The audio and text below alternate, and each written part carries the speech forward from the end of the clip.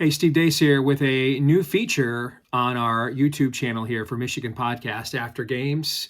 As often as possible, we're going to do an instant reaction, and we have my son Noah with us as well. So good to welcome you to the channel this year, buddy, and good to have you with us. And I am sure you'll be no short of opinions that you'll have on each and every Michigan football game. So you ready to go? Yeah, and thank you for having me. I assure you it's just based off talent alone. There's no nepotism or anything like that Absolutely. at all. Absolutely. You're completely qualified to be here regardless. Unlike Arch Manning, where it's very clear if your name was Arch Smith, Daniels, or anything else, we'd have a different opinion after what we saw today.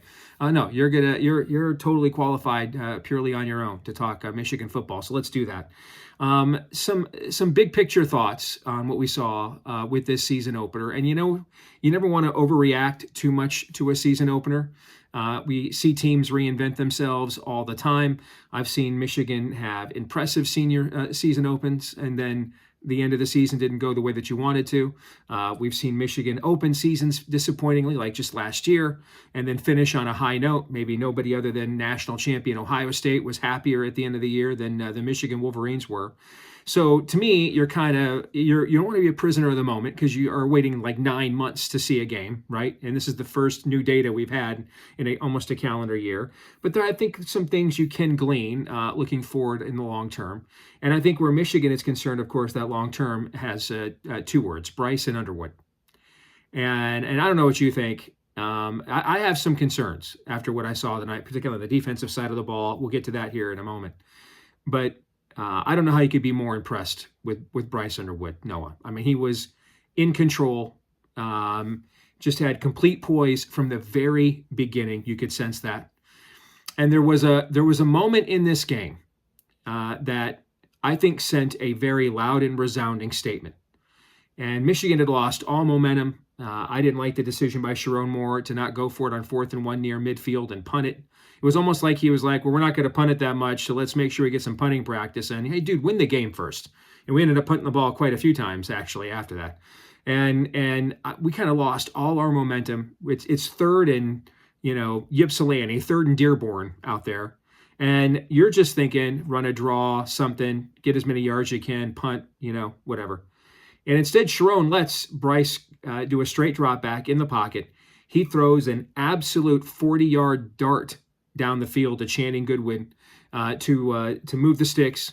He then guides a touchdown drive in that 2-minute drill, a beautiful touch pass to Marlon Klein on an out and up route, and Michigan, he single-handedly recaptured all the momentum that Michigan as a team had completely lost in that quarter. And I thought the confidence of the coaches in that moment, Noah, to let him throw that.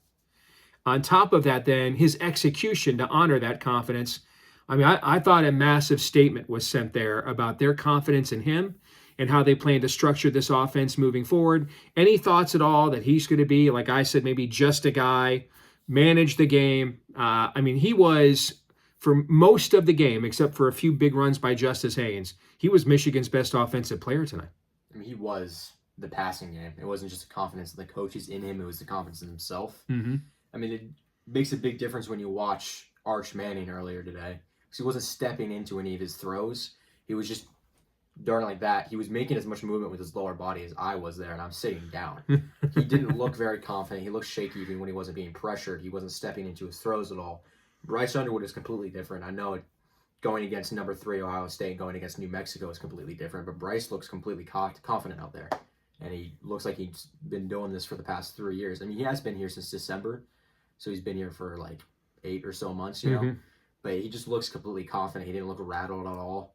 It didn't look like he didn't know what he was doing at any point. Even in plays where he got sacked, it was like an impressive way to get sacked, where it took multiple guys to get him down. Mm-hmm. When he lowered the shoulder when he shouldn't have, to just because the first when that play happened, the screen kind of panned away, so he went off screen for a second. At first, I thought he got decked, and I was worried because I didn't see him come up to celebrate or anything. And then the replay happened, and I just saw him just lower his shoulder into the guy and just stood straight up. And as much as I love J.J. McCarthy, I was thinking, this isn't J.J. McCarthy anymore. Like, this guy is built like an outside linebacker. Right. This is like an athlete right here. He's only 18. So if for any flaws that there might have been And there weren't a lot, but even if there were, it can only go up from there because this is his first game ever. Right. So I'm interested to see how much of that is you're playing against New Mexico's defense and how much of that is he's elite. I think it's a little bit of both. Sure. So I'm interested in seeing next week when it's a completely different environment and it gets a completely different caliber of opponent. I'm interested to see that. But my expectations mainly were that the defense would be really solid. It'd almost be a complete shutout. They'd be lucky to get 3 points. And that Bryce would maybe be a little bit shaky. Probably get, my guess was like 150 yards, 2 touchdowns, and maybe 1 pick. And not 250 yards and a touchdown and 0 picks. And then my expectation was kind of flip-flopped because Bryce looked great, completely confident, completely unshaken, and the defense felt a little bit shaky. Mm-hmm. I was expecting that to be a lot better, especially all around, but it felt a little bit to be honest. Mm-hmm. I know it probably should have only been 10 points because there was some, I don't want to use the term BS, but there's kind of a BS targeting call, and there was something called a catch that should have never been. A myriad of very, very bad calls from the refs. I mean, it's New Mexico, so I'm not going to say, like, almost cost us the game, but it should have easily been, like, 34-10, 34-7, something like that. I feel like they got let off pretty easy. So if that happens next week, that might cost us the game. It probably obviously won't be the same crew, but there was a lot of calls there that I didn't exactly agree with. But yeah, I'll say this: I think New Mexico. I was very impressed with how well coached they are, and I thought they played tough. I thought they played gritty. They were not intimidated at all. I do think Michigan came out. Mike Tyson did him in the first round, punched him in the mouth, and then Sharon let him up off the mat with that punt on 4th and 1 at midfield when they were kind of stammering with a standing 8 count. I think if we go for it and score there. And I think we're looking at having a totally different conversation. That was the real momentum swing in the game. But New Mexico still had to execute to take advantage of it. I think number 7, whatever his name was for New Mexico, he's going to owe him and his agent when he's drafted somewhere on the 3rd day of the next year's NFL draft. Going to owe a nice little maybe royalty check, commission check to the University of Michigan for that film. Because Michigan and Wink Martindale had no answer for him the entire game. He was their entire passing game. But they also, I thought, drew up a lot of things that we don't see a lot, which had me concerned when you're talking about next week, because it's a very similar offense to Oklahoma. We'll get into that in a minute. But let's make sure we give the opponent some credit. You and I have watched a lot of scrubs come in here and, just get beat down. I thought those guys were tough, physical, completely outmanned. But I mean, those guys, and that a lot of that is the Idaho team that lost a close game to Oregon and Eugene a year ago. He's the coach from there, brought like 40 players or something from that team with him.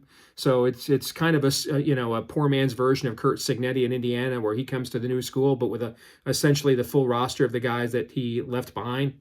So, but still getting 70 plus players ready to play, and they were ready to play. So I think we should give them credit. Also, let's give credit, though, speaking of coaching, Chip Lindsey's debut as Michigan's new offensive coordinator, Noah, 452 yards of total offense. I'm old school because, I'm old now. But I remember growing up and hearing Lloyd Carr talk about getting 200 yards rushing and 200 yards passing. You win almost every game when you do that. And that was Michigan tonight. 200 yards passing, 200 yards rushing, 452 yards of total offense. I went and looked it up. Noah, it's the most total yardage Michigan has had in a game since it beat Michigan State 49-0 on October 21st of 2023. Here's a crazy stat, by the way. At halftime, Michigan had 268 yards at halftime, Noah. That was the 7th best total yardage amount from last year. And that was at halftime in this game. So I think for both Chip Lindsey and Bryce Underwood, and it wasn't always consistent. We did punt quite a few times, but there were big plays. And I think there were a few big plays Michigan left out there as well. You can kind of see there's a plan and the players that can execute it. So I don't know how much more Chip Lindsey and Bryce Underwood could have asked for, including scoring drives from deep in their own territory on a couple of occasions. I thought it was a pretty good debut for that side of the football. Something that surprised me was I thought I'd see a few more go balls to Donovan McCauley. Yeah. I think he was kind of holding like a groin or something most of the game. I wonder if he couldn't get down the field. Oh, okay. I think that might have been what it was. I All think right. his pants might have been a size too big. I don't know if that's actually what it was or you're right. That's what it looked like. He was pulling up his Because pants. he was yanking at his Those groin were a most of size the too big night. for me. I think he was Yeah. trying to keep him above his knees. But no, I was expecting to see a few more go balls to him. I feel like during camp, a lot of the talk was about Jordan Marshall. And a lot of talk for the receivers was about him. Mm-hmm. And you didn't really see much of either of them. I think Donovan Coley probably got the most targets out of any of the receivers. But he wasn't really a huge factor in the game, and he didn't really get a lot of yards. But I think that was because they were kind of trying to keep a guy like Channing Goodwin completely out of the picture for a lot of defenses because nobody expected him to start. I mean, to me at least, I felt like it would have been lucky to get like the 5-man, 6-man rotation there. I don't think anybody really expected him. Who was really confident about him starting over Frederick Moore, but I think he kind of proved why. I think he only had like 2 or 3 catches all game, but I think those were pretty good. Seeing a guy get open on a post route and actually get the ball to him and then catching it would have been unheard of last year. And that single play in this first game, that single throw was more yards than the longest throw of all of last year. Mm-hmm. If you think about that, Mm-hmm. which is kind of crazy. Because it's kind of a big difference of how much a difference a quarterback that makes compared to what we had last year, that in a single game, Right. you get a longer throw than you had all of last year. But that really surprised me, and I think Samaj Morgan shouldn't be the punt returner either. I'd like to see what Anthony Simpson or what Amarion Stewart could We do. barely saw Anthony Simpson at all tonight, as a matter of fact, yeah. He was having Rose Bowl flashbacks after that first. Especially because Anthony Simpson's really good on NCAA football 26, but he was barely on the field tonight. Shamari Earls, I don't think we saw him on the field tonight either. So The second I saw 27 out there, I was like, why is Jaden Sanders here? And I looked on the other side of the field, and then Shamari Earls wasn't out there. And maybe they're trying to keep his red shirt, maybe. But I feel like he's the kind of guy that you want to play early on and want to be like contending for a starting spot by the end of the season. So I feel like that wouldn't be much of a concern. So I'm not sure if there's something off the field going on with there. I don't think he's injured because on the availability report his name wasn't anywhere on there. So I'm not sure what's going on with that. But that was something that was a little concerning to me, especially because they just recently switched Elijah Dotson to corner as well. I don't know if you knew that, but they switched Elijah Dotson to corner. So I don't know if they were thinking they were needing more depth here or something happened to him, but I didn't see him there all game. So one last thing on the offense. I mean, New Mexico is really undersized on the offensive line. So, and you and I talked about this just between us privately before the game. Excellent debut for Justice Haynes, but I don't know if how much you can take out of it because they're really undersized there. We're going to learn more about the run blocking next week. Oklahoma will be a lot more difficult to block, obviously. Michigan finished the game with 2 different offensive linemen than it started the game with. Brady Norton was the starting right guard, as Sharon said on Monday. Nathan Afobe was in there, though, to close the game out in the fourth quarter. And then after a really difficult series, Andrew Sprague, who there were so many high hopes for after how he played in the ReliaQuest Bowl, he had a really difficult series where he gave up a hold and then just completely whiffed in pass pro. And Blake Frazier, son of Steve Frazier, who played when I was a kid, he ended up being the finishing right tackle there too. So that's something to look forward to moving over to the future. So let's talk about defense. I was very disappointed by the defensive effort tonight. I mean, statistically, it's not going to look that bad at all. 240 yards allowed. All right, not terrible. 3 picks. They did get over 200 yards passing, but it was on 48 pass attempts. It's barely 5 yards. I think they had something like 4.2 yards per play. So Michigan had over 7. So they more than doubled that.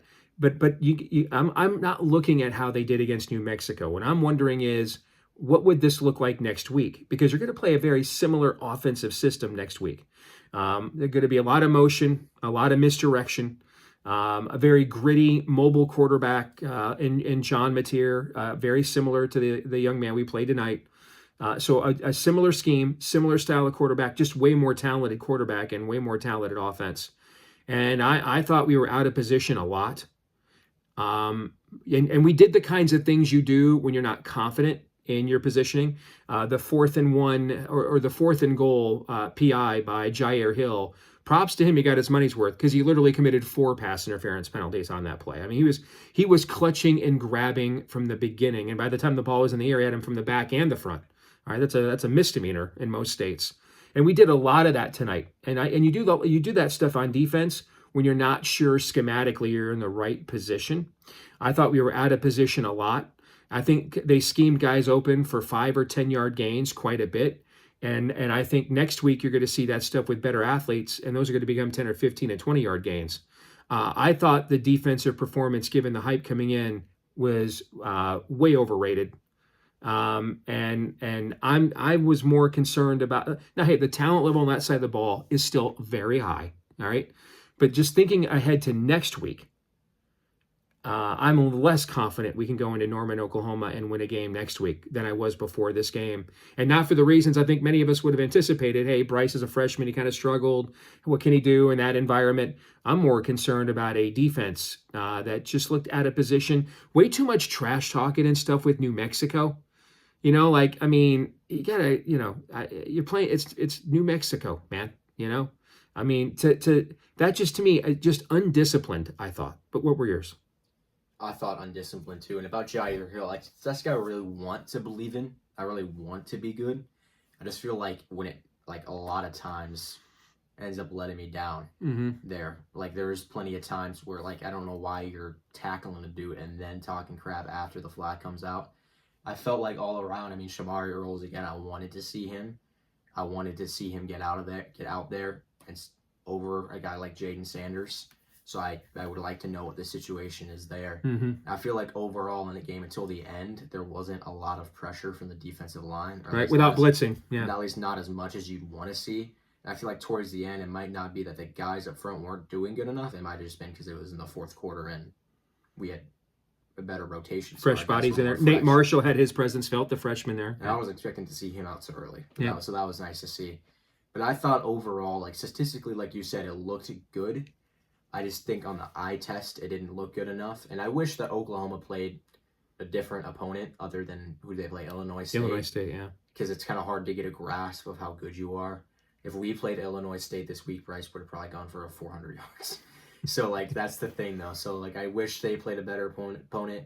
Not because I'm like, the SEC isn't challenging hard opponents. It's just because I want to get a better grasp of what's going to happen. Because you don't really know. Because they went 6-7 last year.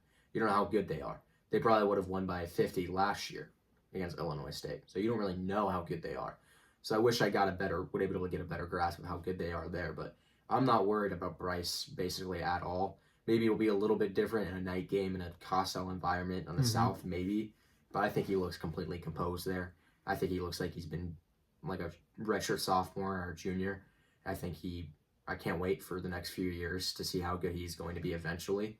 I think he looks like he has a very good control of the team. I think, you can't really vote freshmen as captains, but I think, he could be one for how he looks out there. I mean, he's like as tall as a lineman. He looks like a grown man out there. He has a really great control of the team. And he just seems like a great leader. Well, two things of note heading into that game next week we haven't talked about yet. No Jay-Sean Barham. He was ejected on one of the absolute worst targeting calls I've ever seen. Michigan will appeal that. You rarely win those. I think there is a chance Michigan, well, maybe not Michigan, given what's gone on the last couple of years, but that would be one of the more appealable penalties. Seems like we're appealing everything. Yeah, yes, we are. I mean, even national media who hates our guts thought that was a terrible targeting call on Jay-Sean. So barring that appeal, he'll miss the first half against Oklahoma. Now, we're very deep at linebacker. I mean, I'd still put, we're going to run two linebackers, particularly against their style of spread most of the time. I'd take Ernest Hausman and Jimmy Rolder against about 98% of the linebacker duos in college football, and that's our second linebacker duo. Cole Sullivan looked really good tonight, too, when he came into the second half. Troy Bowles, too. Troy Bowles, too. Yeah, so, I mean, they're deep at that position. But, hey, there's a reason Barham's starting because he's the best one, right? So we're not going to have him in the first half. And then I thought there were a couple of game decisions by Sharon. I mentioned earlier, not going for it on 4th and 1 near midfield there. When you have all the momentum in the world, you've got them staggering. They're stammering around. You Mike Tyson them in the first round. Well, I think Mike Tyson's not going to let you get to round 2 if he sees you stammering. All right, he's going to put you down. And we had a chance to put them down, and Sharon punted and didn't. Literally punted. Not even an expression. And then the second touchdown drive they had, that long drive they had, was aided by the targeting call on Jay-Sean, number 1. But then there was clearly a ball that was not caught. He was out of bounds. And at that point, that is such a massive play in the game. You call timeout as a head coach, because if that play doesn't count, that's worth a timeout even at the end of the game. And we didn't, and let New Mexico get up there and run a play so that the play counted. I thought those were a couple of game plan mistakes. And I do worry about, he's still a relatively young coach. He's going back to his alma mater, right? And just like players can get caught up in the moment, so can coaches sometimes. And I did think that there were a couple of those two glaring game management decisions that, again, don't matter tonight because we're playing New Mexico. But next week, we're playing one of the 5-6 greatest programs in the history of college football. We're playing in a road environment not a single person on our team has ever played in before, because Michigan's never played there before. And those are the things that are the difference between coming out of that with a W and taking an L. Those kinds of little details right there. Your thoughts? Another interesting storyline to me that I'm interested to see a bit more next week is, heard a lot about Jordan Marshall and Justice Haynes being 1A and 1B.